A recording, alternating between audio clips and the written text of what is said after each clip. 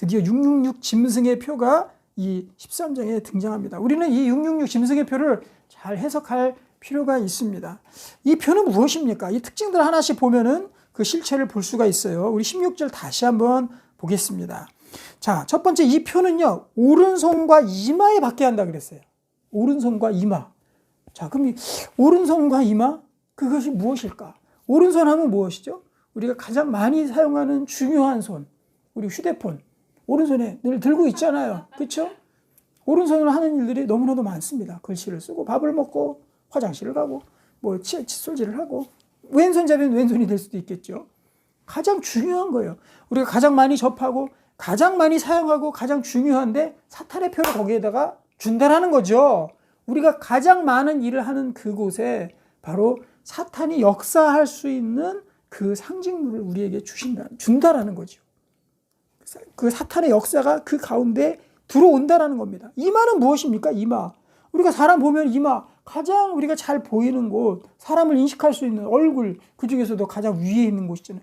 우리의 정신세계를 다스리고 있는, 우리의 사상과 우리의 생각과 믿음 모든 것들을 다스리고 있는 가장 중요한 부분이라고 할 수 있어요. 그곳에 사탄의 역사를 거기에 심어 놓는다라는 거죠. 사탄의 상징을 심어 놓는다라는 겁니다. 우리를 붙잡고 좌지우지할 수 있도록 만든다라는 겁니다. 자, 두 번째 특징 보겠습니다. 17절 보면은 누구든지 이 표를 가진 자 외에는 매매를 못하게 한다 그랬어요. 매매. 이 매매가 뭐냐? 이거 무슨 매매. 뭐 주식 매매하는 겁니까? 아니면은 뭐 밖에 나가서 경매합니까? 어떤 매매를 못한다게 돼 있어요. 그럼 이 표를 가지지 못하면 매매를 못한다라는 건 무엇이냐면 바로 그거예요. 매매라는 건 뭡니까? 우리 물질의 아주 중요한 수단이에요. 물질을 얻으려면 어떻게 해야 되죠?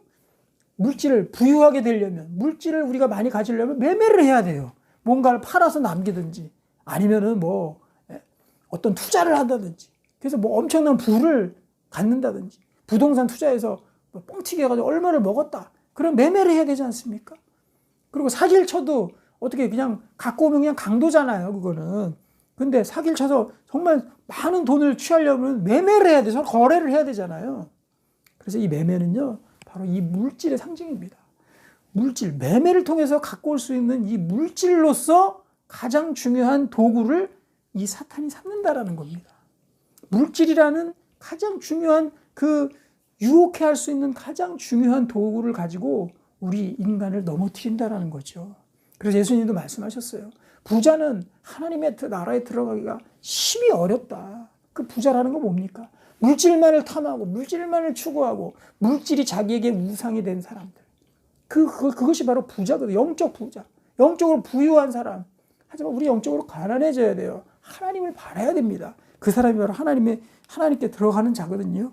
그런데 이 사탄 마귀는 이 표들을 가장 중요한 우리의 사상과 우리가 또 하는 일들 가운데 이 사탄의 이 메시지와 사탄의 유혹과 그런 것들을 우리에게 주어서 바로 우리가 그것만 가지고 매매할 수 있게 만든다라는 거죠. 그러니까 사탄을 가지고 사탄이 준 능력을 가지고 우리가 물질을 우상으로 만들게끔 유도하는 겁니다. 마태복음 4장에 보면은 사탄 마귀가 예수님을 시험하는 장면이 나와요. 시험하는 장면. 거기에서 가장 중요하게 등장하는 것이 시험에 등장하는 것이 무엇이냐면 바로 먹고 사는 거예요. 먹고 사는 거. 이 돌로 떡이 돼서 먹어라 하고 예수님께 40일 동안 굶주리신 예수님께 그렇게 유혹합니다. 먹고 사는 문제로 바로 우리를 걸고 넘어가는 거예요.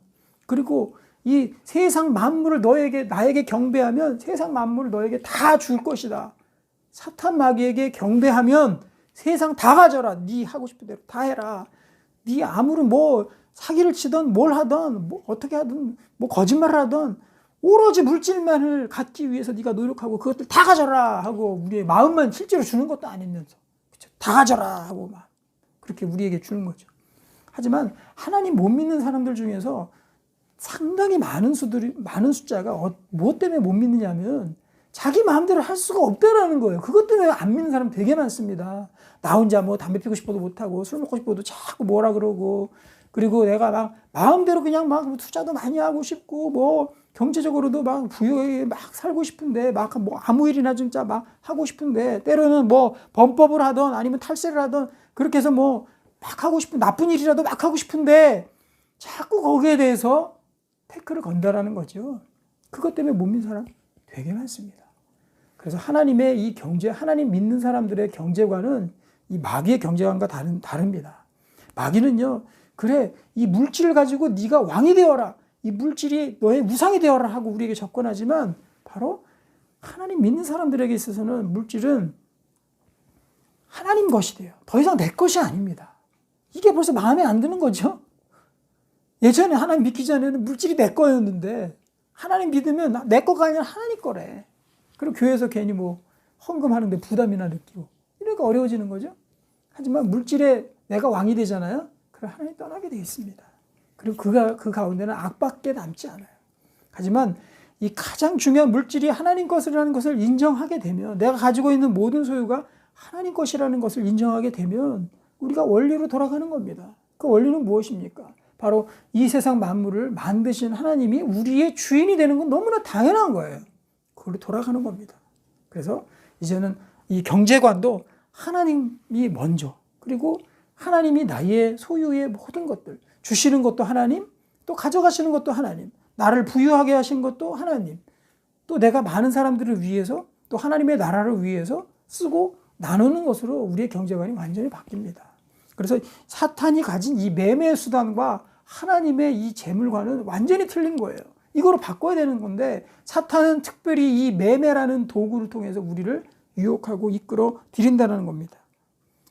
이 표는 또 짐승의 이름이나 그 이름의 수라 그랬습니다. 자, 마지막 세 번째, 이 666의 특징을 보겠습니다. 18절. 지혜가 여기 있으니 총명한 자는 그 짐승의 수를 세어보라. 그것은 뭐라 그랬습니까? 하나님의 수가 아니라 사람의 수라 그랬어요. 사람의 수. 우리는 하나님의 수를 가지러 가야 됩니다. 그런데 따라가야 돼요. 하나님의 수를. 근데 사람의 수라고 써있어요. 그 수는 666이다. 사람의 수, 666. 666 하니까 뭐 특별한 또 7 말고 다른 숫자가 등장하네요. 이렇게 보면 안 됩니다.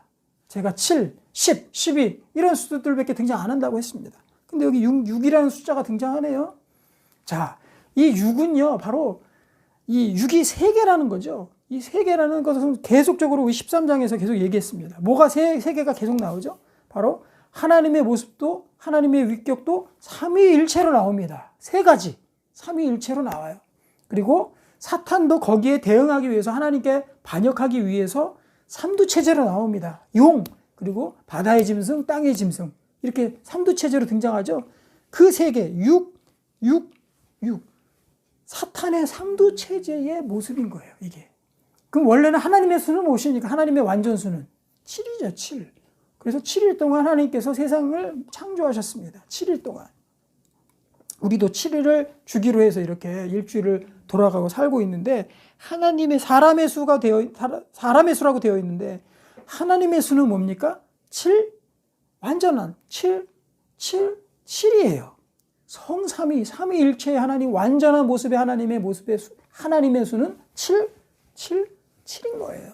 그것이 맞겠죠. 13장의 문맥을 보면. 그런데 이 13장에 등장하는 이 짐승의 모양들은 어떻습니까? 하나님을 가장하고 있어요. 심지어는 어린 양의 2뿔을 달고 내가 예수다, 내가 하나님이다 하고 그렇게 가장하고 나오고 있습니다.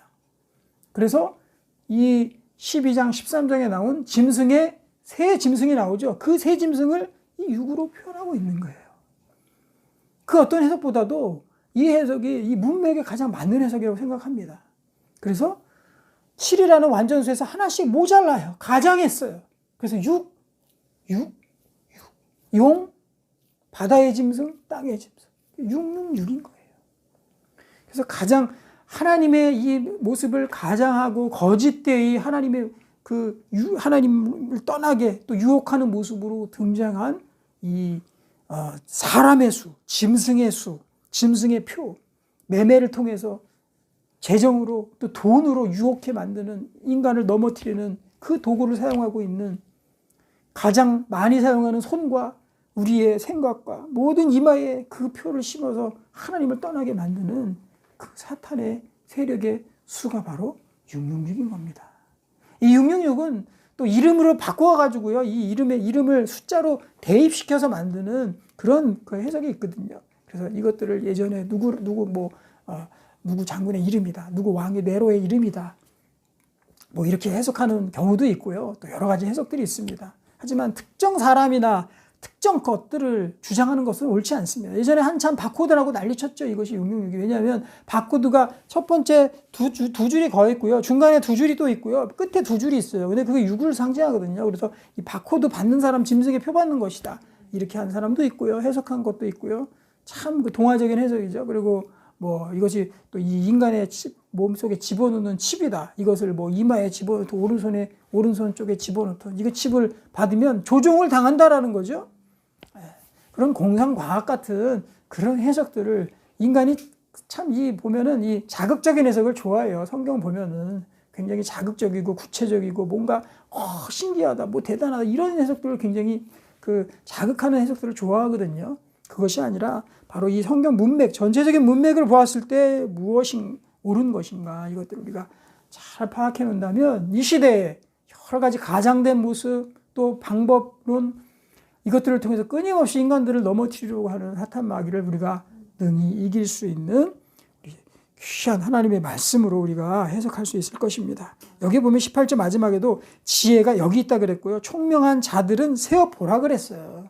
지혜가 있고 하나님의 지혜가 있고 뭐 좀 생각이 있는 사람들은 제발 좀 그 숫자를 좀 봐라. 사탄이 지금 어떻게 해가고 있는지 좀 봐라. 그것을 보고 우리가 경각심을 갖고 믿음과 인내로서 이 땅 가운데 사탄 마귀를 대적하고 하나님 편에 서서 사탄 편에 서는 것이 아니라 하나님 편에 서서 온전히 주님과 이 땅 가운데 승리할 수 있는 우리의 모습들이 되기를 소망합니다. 기도하겠습니다.